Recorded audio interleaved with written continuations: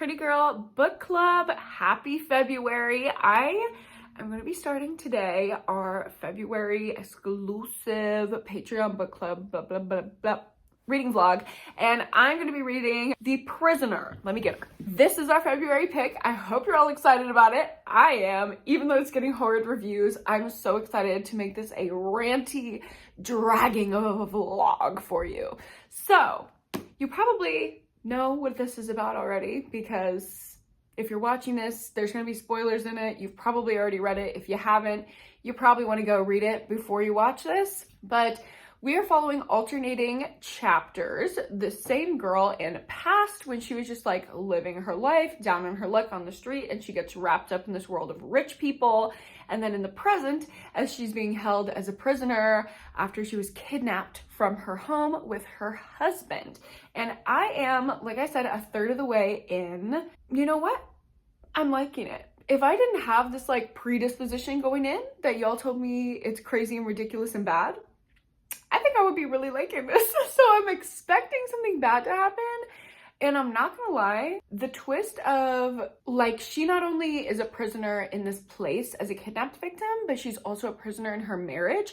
I love that parallel. I loved that twist that like the marriage is not obviously good. And now I know why, because I just found out in the last chapter about the arrangement that they made, which totally caught me off guard as well. So I'm liking the story, going in with trepidation because of what y'all have told me. But something that I'm not liking off the bat with no preconceived notions is the writing style. And I think that this is something that B.A. Paris is really not great at. The writing style in Behind Closed Doors, my favorite from her, is unmatched, phenomenal. This one, oh my God, and her other ones, it just like makes me want to ram my head against the wall. She uses the same words over and over and over and over. And even if the plot is advancing, it makes the book feel really repetitive. I would like to count how many times the word adrenaline is used in this book.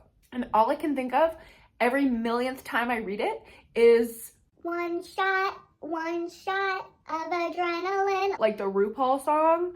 So that is my thought about the writing style. Not loving it, but third of the way in, it just seems like a nice casual kidnapping thriller. I'm waiting for the craziness to set in, but I have to work. I have to go be a therapist. So I'm gonna do that. Hopefully I'll have some time after work to jump back in, and I will let you know my thoughts.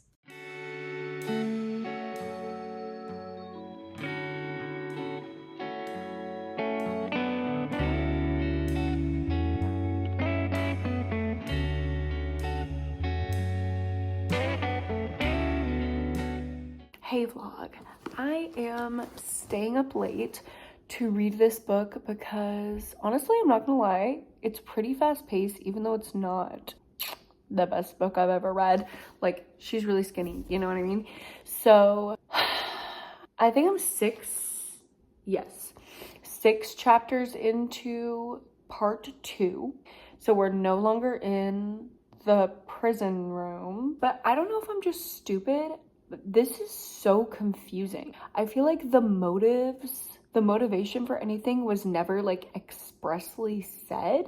This is just so weird. Like, this is bizarre. A kidnapping. Okay, let me see if I'm getting this right. Maybe I just need to keep reading. Like, maybe all has not been revealed. But I just got to the part where she found out Carolyn's dead. You're telling me they killed her to what?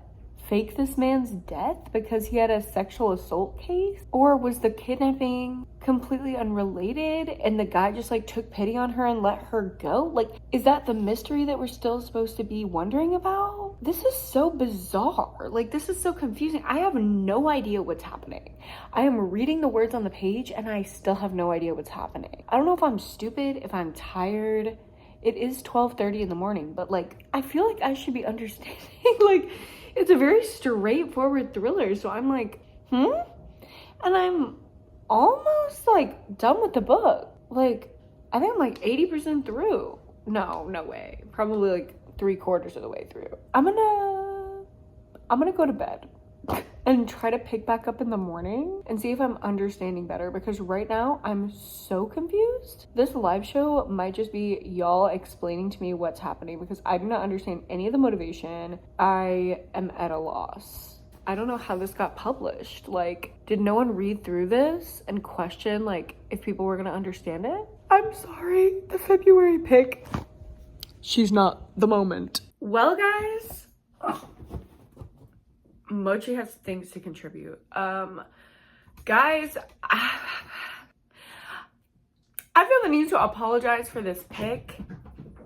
Mochi does as well. Dude, what's going on?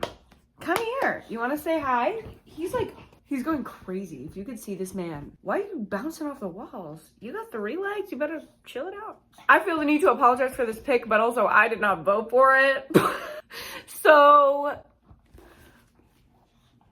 will this be a worst book of the year? Probably.